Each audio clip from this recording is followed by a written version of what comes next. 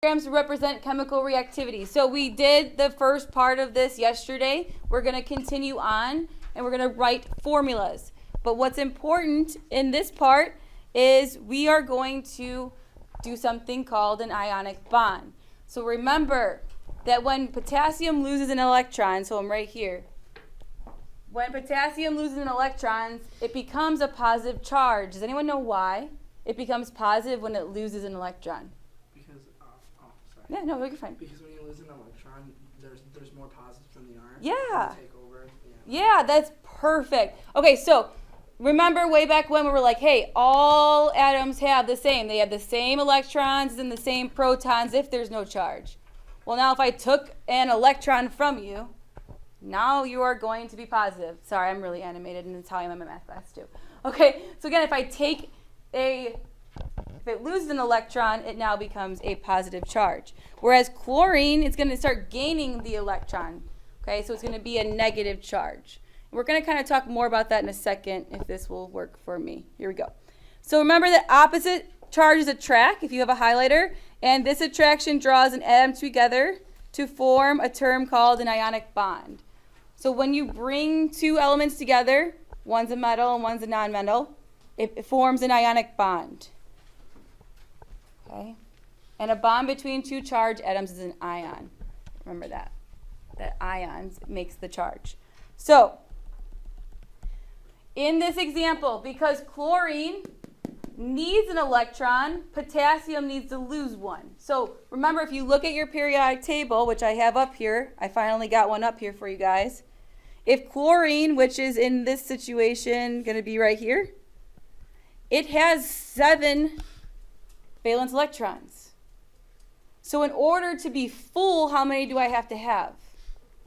8. So I need someone that's going to give me 8, and that's where our sodium's going to come from. Were we doing sodium or potassium? In blue here, this potassium's going to give me that 1 electron that I need to be stable like my noble gases. Again, I have 7. In order for me to be a happy person, I have to have 8. Because that's the way an atom works. For me to be stable, I have to have 8, and that's why I need someone in this first row to help me be stable. Okay? So, let me go back to the notes here. That's what you're seeing right here. And that dot diagram that you used yesterday is going to help us out. Now, sometimes we have 2 different kinds of atoms that, we're going to need more than one. We're going to need more than one atom in order for it to be stable. So, for example, magnesium. The valence electrons they have is 2. So if I want to make a chemical bond, an ionic bond, between chlorine and magnesium, I have to be able to share with 2 chlorine atoms. Which again, all words, but let's do some problems, and maybe it's a lot easier for you when you start doing it yourself. That's how math is too. Okay, you can come down here. So we're going to try using a dot diagram to predict the chemical formula. So let's first do the dot diagram for each one. Let's look at sodium. I have Na. And then I have also is that fluorine? What's F? Take a look at sodium. What column is sodium in? 1, right here. Here's sodium, Na. It is in the first column. So I have how many valence electrons? 1. So I'm going to go back and I'm going to put my 1 dot there. Question on that. That one should be easy from yesterday. Let's look at the next one. Where is this one? Look. All the way to the right. What? All the way to the right, and then at 9.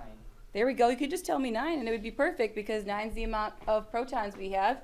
Okay, it's right here. How many valence electrons do I have, though? 7.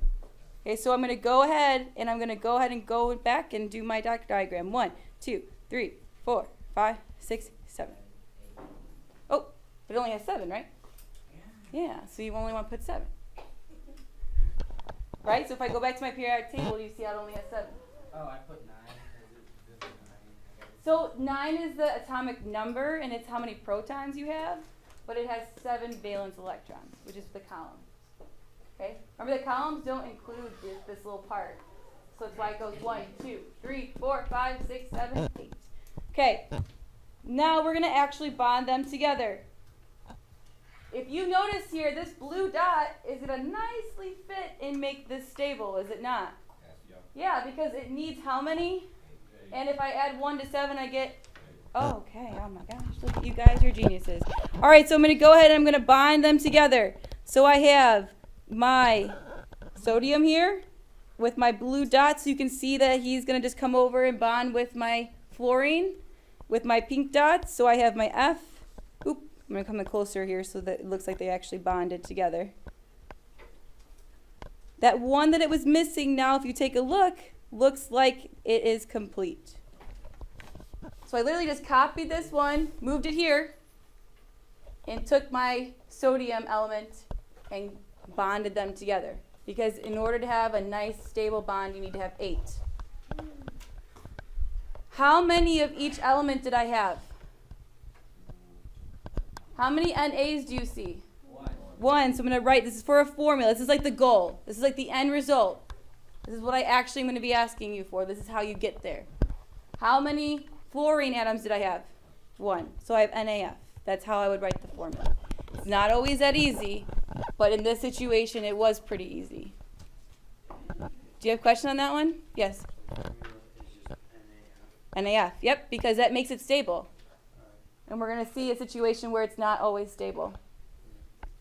All right, Br and Br. Let's go to our periodic table. Where is Br? Which one? 5? Oh, I was like, what? 35 right here in blue. Do you see it? How many valence electrons do I have?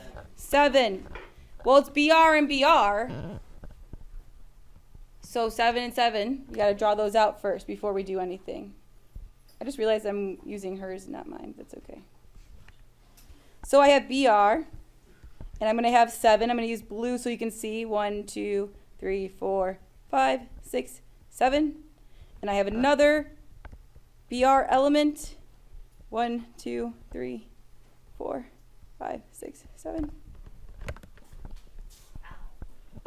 Now, when they combine together, is it going to make a full bond?